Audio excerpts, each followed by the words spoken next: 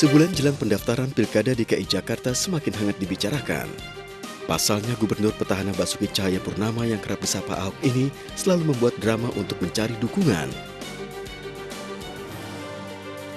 Jika PDI Perjuangan berani mendeklarasikan kandidatnya untuk melawan petahana, tentu drama ini tidak akan berlanjut. Lihat saja dari hasil survei yang baru saja dirilis. Elektabilitas kader PDI Perjuangan Tri Risma hari ini melesat jauh, sedangkan elektabilitas Ahok terlihat menurun.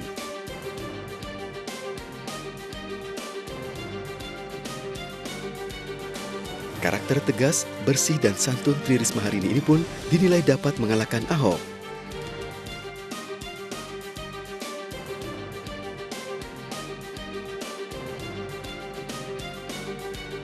Untuk mengalahkan petahana dibutuhkan hitung-hitungan yang matang, karena berpatokan pada elektabilitas saja tidaklah cukup.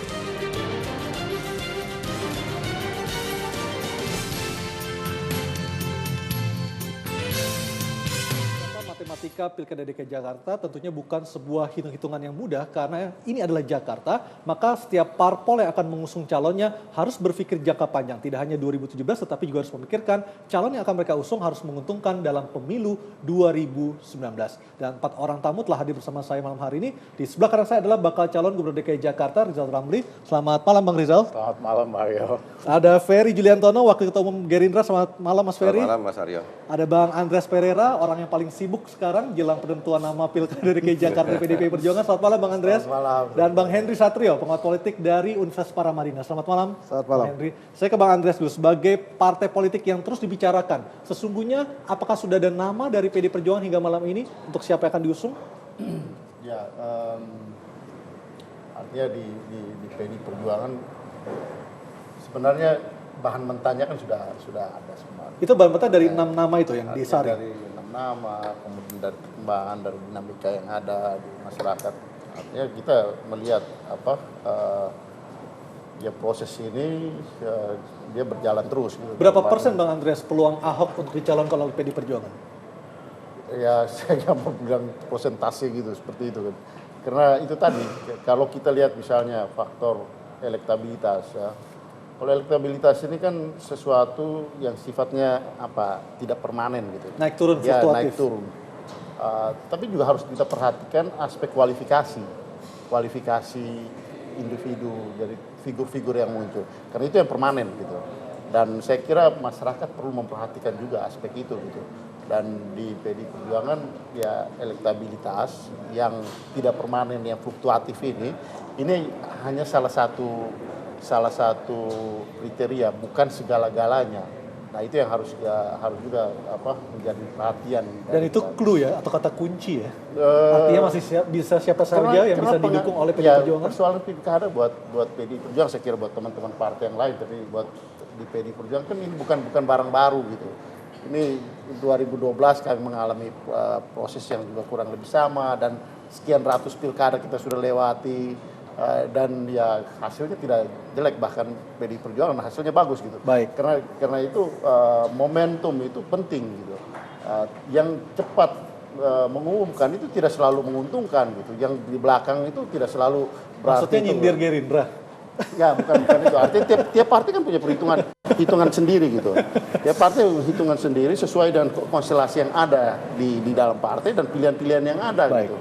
Nah, sehingga ya tentu tiap partai memperhitungkan momentum yang tepat untuk mengumumkan itu. Baik, saya ke Gerindra dulu. Mas Ferry, dengan belum diumumkannya calon dari PD Perjuangan, apakah Gerindra juga masih harus menunggu dalam hal ini koalisi kekeluargaan untuk menentukan siapa wakil dari Sandiaga Uno? Kalau Partai Gerindra kebetulan kemarin dalam mekanisme internal kan sudah diputuskan Saudara Sandiaga Uno Sebagai calon gubernur. Itu kita umumkan dalam rangka untuk memberikan referensi dan pilihan kepada masyarakat Jakarta bahwa ada loh sosok tokoh yang kemudian bisa berkontestasi dengan petahana itu. Waktu itu kondisinya belum ada Pak Rizal Ramli, ya.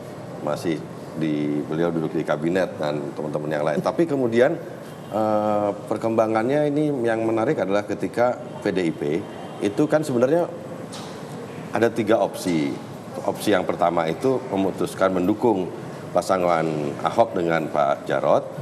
Opsi yang kedua itu adalah memilih di antara salah satu di antara 6 yang sudah mendaftar.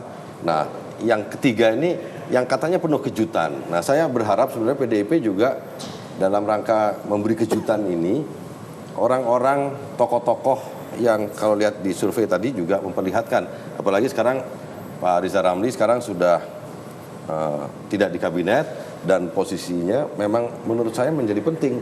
Orang-orang seperti Pak Riza Ramli yang secara pikiran, secara tindakan itu berlawanan dengan Saudara Ahok sebagai gubernur yang kita sering kritik bahwa kebijakan-kebijakannya memang anti rakyat, dan ternyata saya merasakan bahwa seharusnya misalkan Sandiaga Uno gitu yang dicalonkan dengan Gerindra, mudah-mudahan bisa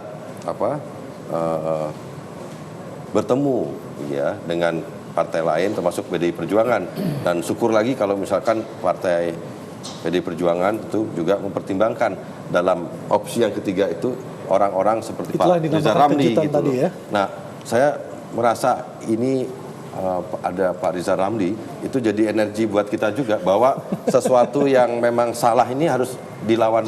Sayang di reshuffle telat ya. Akhirnya Gerindra udah ngumumin Sandiaga Uno dulu.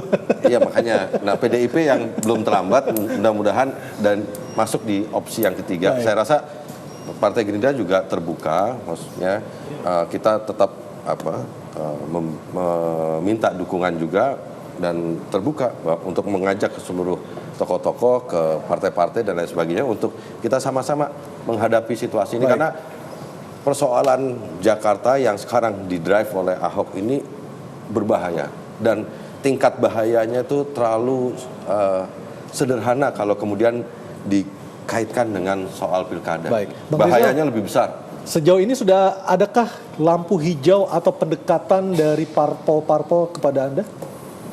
Belum ada. Memang ada hampir 40 organisasi.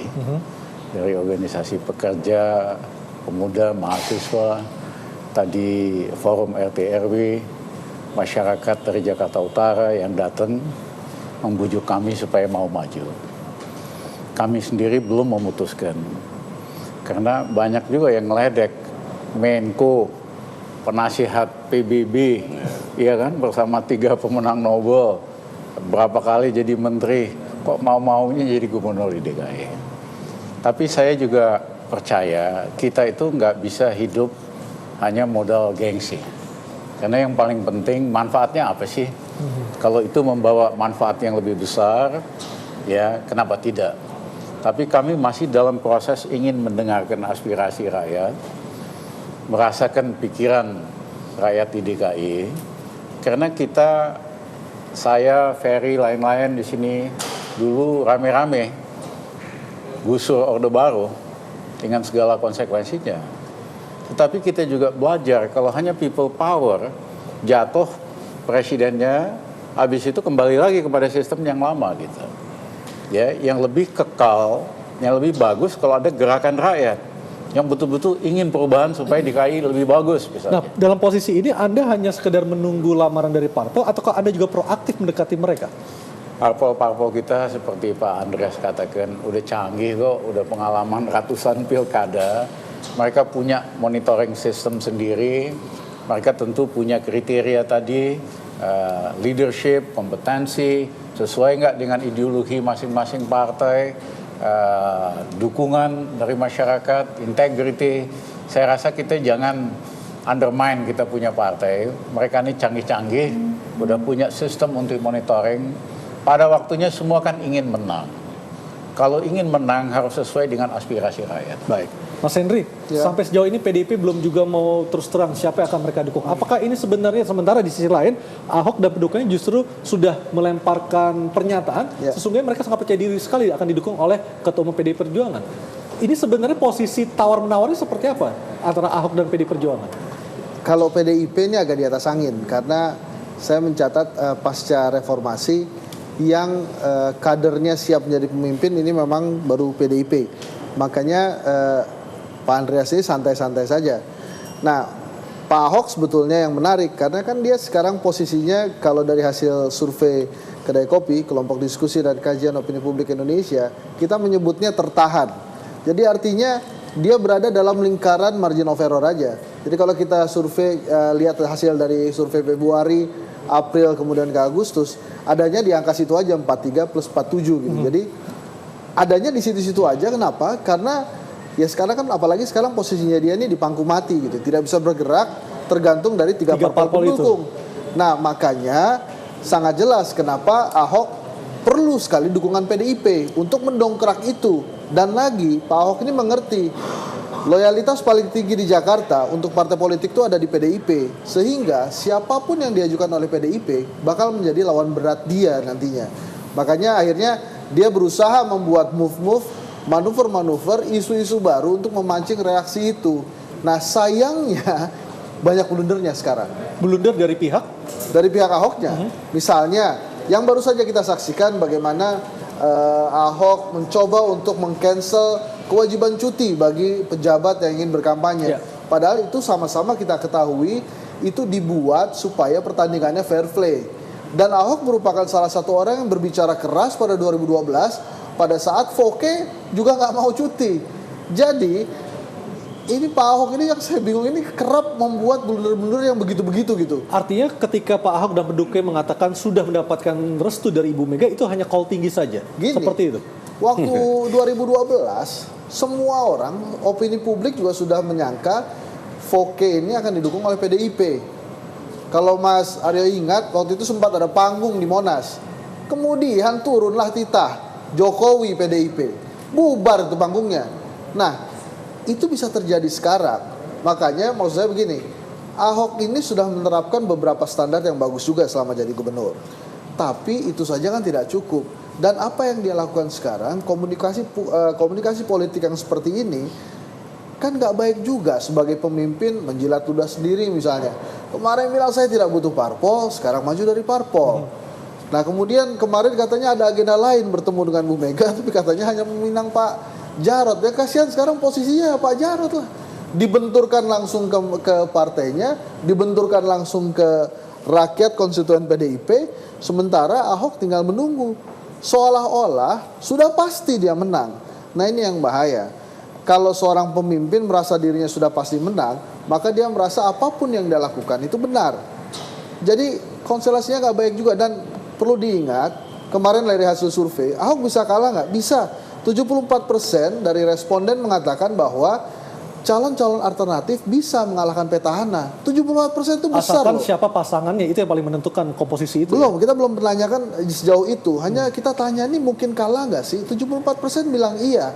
Dan 57% bilang sudah mantap memang. Tapi mantapnya ini bukan buat Ahok loh. Bisa jadi buat Pak Riza Ramli, bisa jadi buat Sandiaga Uno, bisa jadi juga buat Bu Risma. 36% mengatakan belum mantap. Baik. Pada saat kita tanya, apa sih yang bisa mengalahkan Ahok? Yang mereka jawab ada 3 yang terbesar. Yang pertama, bila Ahok tersandung masalah hukum. Kemudian yang kedua, bila terjadi koalisi antara PDIP dan Gerindra. Di meja ini kita lihat sudah terjadi. Mungkin. Kemudian yang ketiga adalah hanya terjadi 2 pasang calon. Baik. Nah, Nanti kita jadi bahas ini lagi. masih mungkin terjadi, Mas Aryo. Baik, nanti kita bahas lagi, termasuk juga pemirsa seperti apa reaksi dari internal PD Perjuangan terhadap manuver-manuver yang dilakukan oleh Pak Ahok beserta pendukungnya yang menyatakan telah mendapatkan restu dari Ketua Umum Megawati Soekarno Putri. Talk to Anyus akan segera kembali.